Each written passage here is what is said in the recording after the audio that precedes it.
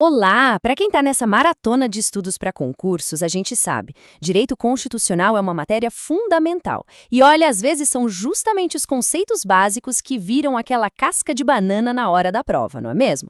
Foi pensando nisso que a gente preparou essa revisão bem rápida e focada para solidificar de vez os pilares do direito constitucional. Vamos nessa? O nosso roteiro hoje é bem direto ao ponto. Primeiro, a gente define o que é direito constitucional. Depois, mergulha naquelas teorias sobre os sentidos da Constituição que as bancas adoram. Aí, uma pausa para praticar com uma questão de concurso de verdade. E para fechar, a gente olha para a estrutura e para os elementos da Constituição. É tudo para otimizar a revisão. Então, vamos lá! Para a gente construir um conhecimento que fica, a gente precisa começar pela base, pelo alicerce. Então, vamos ao comecinho de tudo. O que afinal é direito? Perfeito. De forma bem simples, direito é o sistema de regras que faz a sociedade funcionar. A palavra-chave aqui é juridicidade, sabe? É aquela qualidade que faz uma regra ser obrigatória, com o Estado garantindo que ela seja cumprida. É o que diferencia uma lei de uma regra de etiqueta, por exemplo. A lei tem força, tem o poder do Estado por trás.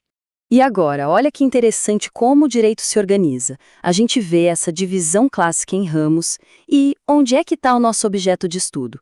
Lá no topo do direito público.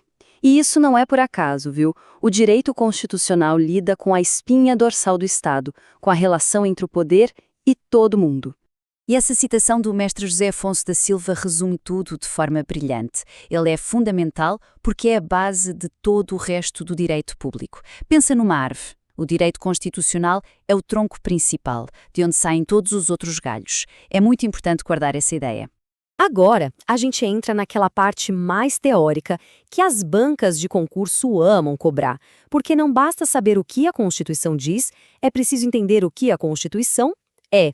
E para isso, a gente vai ver como alguns grandes pensadores responderam a essa pergunta. O primeiro da lista é Ferdinand Lassalle. Para ele, a Constituição de verdade não é o texto, não. São as relações de poder que existem na sociedade.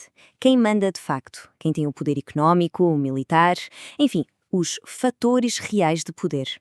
Se o documento escrito não refletir isso, para ele não serve para nada. É só uma folha de papel.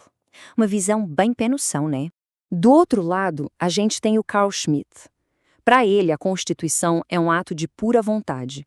É uma decisão política fundamental. Não interessa muito a realidade sociológica. O que importa é a decisão soberana que diz: o Estado vai ser assim e pronto. O foco aqui é todo na escolha, no ato político que cria o Estado. Em seguida, vem a visão que talvez seja a mais famosa nos cursos de direito, a de Hans Kelsen. Para ele, a gente tem que olhar a Constituição de uma forma pura, sem misturar com sociologia ou política. Ela é a norma suprema, o topo da pirâmide. Uma lei só vale porque a Constituição diz que vale. Um decreto só vale porque a lei permite, e assim por diante. É pura lógica, a hierarquia das normas. E, por último, vem o Konrad Hess, com uma visão mais moderna que tenta juntar as pontas.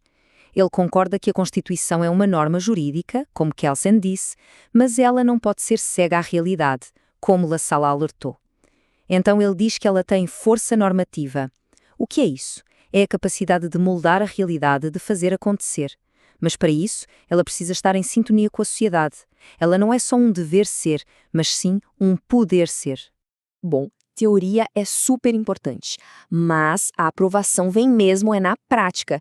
Então vamos ver como esses conceitos caem na vida real numa questão de concurso. Tudo pronto por aí? Chegou a hora de analisar uma afirmativa com base no que a gente acabou de ver. Muita atenção nos detalhes e principalmente nos nomes dos autores, hein? A afirmação é a seguinte, preste atenção.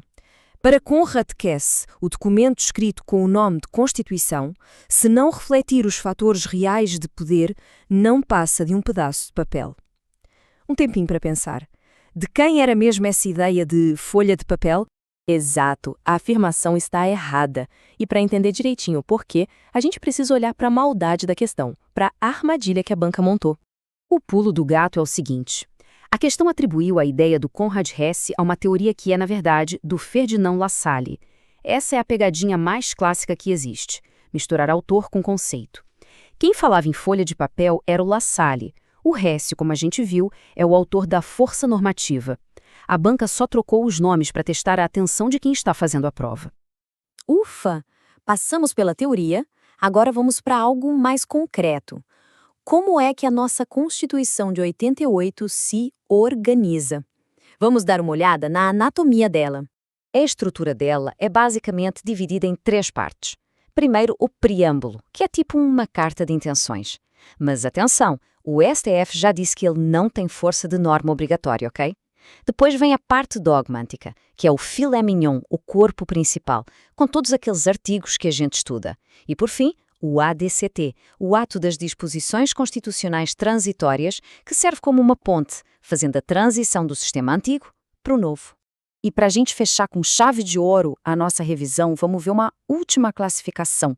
Ela é muito útil para a gente entender a função de cada tipo de norma dentro da Constituição. São os chamados elementos. Essa classificação, também do José Afonso da Silva, organiza as normas pela finalidade delas. Os elementos orgânicos são os que estruturam o poder. Os limitativos, como o próprio nome já diz, limitam esse poder, protegendo a gente. Os socio-ideológicos mostram o compromisso do Brasil com o bem-estar social. E os formais de aplicabilidade são as regras sobre o funcionamento da própria Constituição. Entender isso ajuda a interpretar o texto de uma forma muito mais inteligente. E para terminar, fica aí uma reflexão. Depois de tudo isso que a gente viu, qual daquelas teorias sobre o sentido da Constituição parece que descreve melhor o Brasil de hoje em dia? A nossa Constituição é aquilo que o texto diz, é o que os políticos decidem, é o que as forças da sociedade impõem, ou é uma mistura de tudo isso? Não tem resposta fácil, né? Fica a reflexão. Bons estudos e até a próxima!